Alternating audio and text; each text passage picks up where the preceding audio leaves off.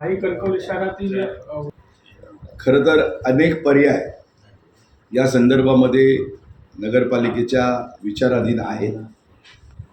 खरं तर कणकवली शहरामध्ये एक भिंत लागावी, वाहतुकीची कोंडी सातत्यानं होते, त्याच्यावर त्या ठिकाणी निर्णय व्हावा आणि एक चांगली सेवा शहरवासियांना या नागरिकांना जे या शहरावर अवलंबून आहे त्यांना त्या ठिकाणी चांगली सेवा या नगरपंचायत प्रशासनाची त्या ठिकाणी मिळावी, हा प्रयत्न याच्यामधनं आहे. आजची स्थिती आपण पाहिली आहे की श्रीधर नाईक चौकपासून ते मंजुनाथ हॉटेलपर्यंत कशा पद्धतीनं या सगळ्या उड्डाणपुलाच्या खाली त्या ठिकाणी व्यावसायिक त्या ठिकाणी आहेत आणि कशा पद्धतीनं पूर्ण बेशिस्त वाहतूक कोंडी किंवा अनेक प्रश्न त्यानिमित्तानं निर्माण झालेले आहेत. आणि म्हणून याच्यावर काहीतरी शिस्त लावण्याच्या दृष्टीनं किंवा कणकवली स्वच्छ कणकवली सुंदर कणकवली किंवा कणकवली एक आपलं शहर आहे या पद्धतीनं काही निर्णय, हे कठोर निर्णय त्या ठिकाणी करावे लागणार आहेत. आणि म्हणून त्या तशा पद्धतीनं अनेक पर्यायांचा विचार नगरपालिका त्या ठिकाणी करते. अतिक्रमण जे या शहरामध्ये आहे ते सुद्धा हटवण्याचा प्रयत्न नगरपालिकेचा आहे. खरं तर या शहराच्या मध्ये जवळजवळ 12 ते 14 रस्ते हे वाहतूक कोंडीचे आहेत, व्यापाराचे आहेत. त्यामुळे त्या रस्त्यामधली आजची स्थिती काय आणि त्याच्यावर कसं नियंत्रण त्या ठिकाणी करता येईल आणि कसं त्या ठिकाणी जनतेचं सहकार्य या सगळ्या कामासाठी मिळेल, हा प्रयत्न आमचा त्या निमित्तानं आहे. जे सगळे व्यावसायिक आहेत यांच्याशी सुद्धा त्या निमित्तानं बैठका सुरू आहे. प्रशासनाची सुद्धा त्यानिमित्तानं एक ॲक्शन प्लॅन काय आपण याच्यावर निर्णय करणार आहोत त्याबाबतची सुद्धा चर्चा त्यानिमित्तानं सुरू आहे. आणि खरं तर कणकवली शहर हे एक महत्त्वाचं एक व्यापारी केंद्र आहे, एक आध्यात्मिक नगरी आहे. परंतु जे भालचंद्र महाराजांची स्वयंभू रवळनाथाची भूमी आहे आणि एक व्यापाराचं केंद्र, एक शैक्षणिक केंद्र, एक सांस्कृतिक, एक क्रीडा केंद्र, अशा पद्धतीचं या कणकवली शहराचं या जिल्ह्यामधलं महत्त्व आहे. हे लक्षात घेऊन या शहराला एक स्वच्छ कणकवली सुंदर कणकवली बनवण्याचा प्रयत्न हा या निमित्तानं आहे. आणि म्हणून तशा प्रकारचे निर्णय हे त्या ठिकाणी अपेक्षित आहे. आणि या सगळ्या निर्णयांमध्ये, या सगळ्या कठोर निर्णयामध्ये कणकवली शहरवासियांनी त्या ठिकाणी सहकार्य करावं. तर नाका चौक ते कणकवली पोलीस स्टेशन हा अतिशय महत्त्वाचा विषय आहे आणि सातत्यानं हा विषय अनेक तक्रारींचा विषय त्या ठिकाणी राहिलेला आहे. नेमकं या प्रशासकीय काळामध्ये या रस्त्यावर 25 लाख रुपये खर्च करून डांबरीकरण करण्याची निविदा ही त्या ठिकाणी प्रसिद्ध झालेली होती आणि निविदाची फक्त वर्क ऑर्डर त्या ठिकाणी शिल्लक राहिलेली होती. पण ज्यावेळी नगरपालिकेमध्ये सत्तांतर झालं त्यावेळी एक महत्त्वाचा निर्णय नगरपालिकेनं घेतला की जी काही 21 कामं या शहरामध्ये जी होती ती एकाच ठेकेदाराला जास्त जी कामं अशा पद्धतीनं निविदाचं वाटप झालेलं होतं आणि त्यामुळे याच्यामध्ये सिंडिकेट झालेलं आहे. एकाच व्यक्तीला त्या ठिकाणी या निविदा मॅनेज करण्यात आलेल्या आहेत. अशा प्रकारचा संशय असल्यामुळे त्यावर त्या प्रक्रिया नव्याने व्हाव्यात, त्या रद्द व्हाव्यात, अशा प्रकारची भूमिका नगरपालिकेने घेतली आणि त्या 21 निविदा रद्द केल्या. त्या निविदांमध्ये हे काम त्याच्यामध्ये होतं. पण हा प्रश्न 308 खाली जिल्हाधिकाऱ्यांच्या समोर ठेवण्यात आल्यामुळे त्याच्यावर हेरिंग झालेलं आहे. हेरिंग होऊन त्याच्यावर निर्णय बाकी आहे. दरम्यान आचारसंहिता लागल्यामुळे कदाचित त्यावर जिल्हाधिकारी या जिल्ह्याचा त्या ठिकाणी निर्णय घेतील आणि जो निर्णय घेतील त्या पद्धतीनं नगरपालिकेची भूमिका त्या निर्णयाच्या निमित्तानं त्या ठिकाणी असेल.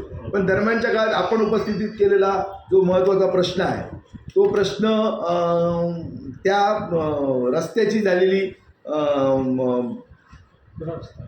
दुरावस्था किंवा खराब झालेला रस्ता हा विषय महत्त्वाचा आहे. आता 1 महिन्याची आचारसंहिता लागली, त्या 21 कामांच्या मध्ये ही निविदा होती, त्याच्यावर अजून हेरिंग आणि निर्णय झालेला नाही. दरम्यानच्या काळामध्ये सुद्धा भूमिगत विद्युत वाहिनीसाठी सुद्धा नगरपालिकेने पुढाकार घेतला, ठराव घेतला आणि ते मारुती मंदिर ते नाका चौक अशा पद्धतीची भूमिगत सुद्धा विद्युत वाहिनी करण्याचं ठरवलं आणि त्यामुळे तो सुद्धा रस्ता त्या ठिकाणी खणण्यात आला. तो खणल्यानंतर त्या ठेकेदाराकडनं त्याच्यावर कॉन्क्रिटीकरण करून घेऊन तो चर बुजवण्याचं सुद्धा काम नगरपालिकेने केलं. पण सध्या त्याच्यावर जे खड्डे पडलेले आहेत हे खड्डे बुजवण्याचं काम नगरपालिकेने हातामध्ये घेतलेलं आहे. येत्या 2-4 दिवसामध्ये त्या ठिकाणी हे खड्डे हे नगरपालिकेच्या स्तरावर त्या ठिकाणी बुजवले जातील आणि तो प्रयत्न नगरपालिकेचा आहे. आचारसंहिता उठल्याच्या नंतर आणि निविदेचा निर्णय झाल्याच्या नंतर त्या रस्त्याच्या बाबतीतली निविदा त्या ठिकाणी केली जाईल. स्वतः त्या ठिकाणी 25 लाख रुपये खर्च करून जे डांबरीकरण आहे ते पहिल्या स्थितीमध्ये केलं जाईल. पण त्या रस्त्याचा जो महत्त्वाचा प्रश्न आहे की त्याला कुठेही ड्रेनेज नाही आहे. म्हणजे जे टॉकीजकडनं जे उतारानं जे पावसाचं पाणी येतं किंवा ड्रेनेज येतं ते संपूर्ण रस्त्यावर येतं, कारण त्याला दोन्ही बाजूला गटारं नाही. पुढच्या काळामध्ये म्हणजे ते 25 लाखाचं डांबरीकरण झाल्याच्या नंतर त्या रस्त्याची आता आपण मापं घेतलेली आहेत. तो रस्ता पूर्ण त्या रस्त्याचं कॉन्क्रिटीकरण केलं जाणार आहे आणि दुतर्फा अंडरग्राऊंड गटर्स म्हणजे भूमिगत गटर्स त्याच्यामध्ये घेतली जातील आणि तो तेवढाच जो पीस आहे म्हणजे कणकवलीची हद्द ते नाका चौक म्हणजे पोलीस स्टेशनच्या पासून जे नाका चौकापर्यंतचा जो रस्ता आहे या रस्त्यामध्ये नगरपालिकेच्या हद्दीमध्ये तो रस्ता आम्ही कॉन्क्रिटीकरण त्या रस्त्याचं करणार आहोत.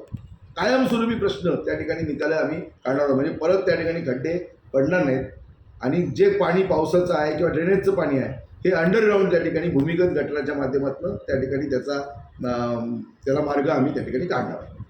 त्यामुळे थोडीशी कणकवलीकरांना या बाबतीमध्ये थोडंसं सहकार्य की अशा म्हणजे दुष्काळात 13वा महिना अशा पद्धतीच्या परिस्थितीमध्ये त्या रस्त्याच्या बाबतीमध्ये आम्ही आहोत. आमचं त्या प्रत्येक गोष्टीवर लक्ष आहे.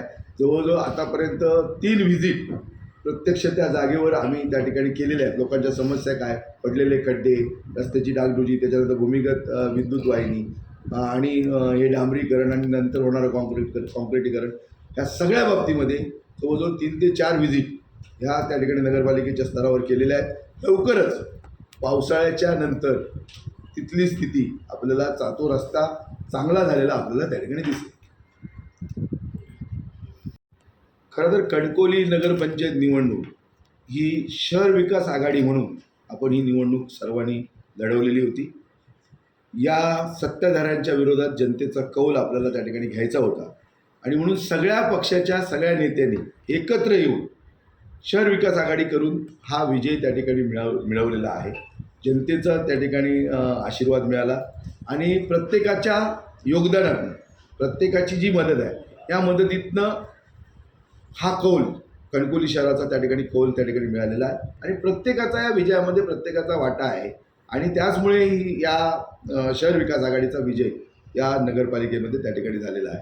आणि प्रत्येकानं म्हणजे संदेश पारकरनं त्या ठिकाणी मदत केली, सुशांत नाईकनी मदत केली, आमदार निलेश राणेंनी मदत केली, आमचे राजन तेलींनी मदत केली, संजय आगरेंनी मदत केली, अतुल रावराणेंनी मदत केली, सतीश सावंतांनी मदत केली.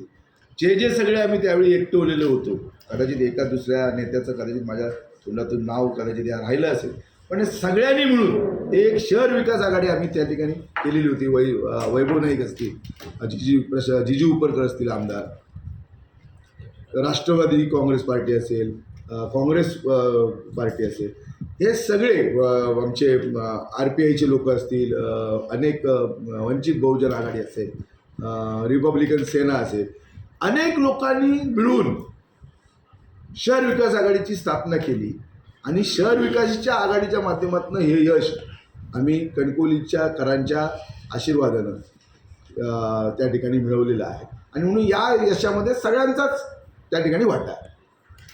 सहकारी नगरसेवकाच्या कणकवलीला लागतात 100% ना.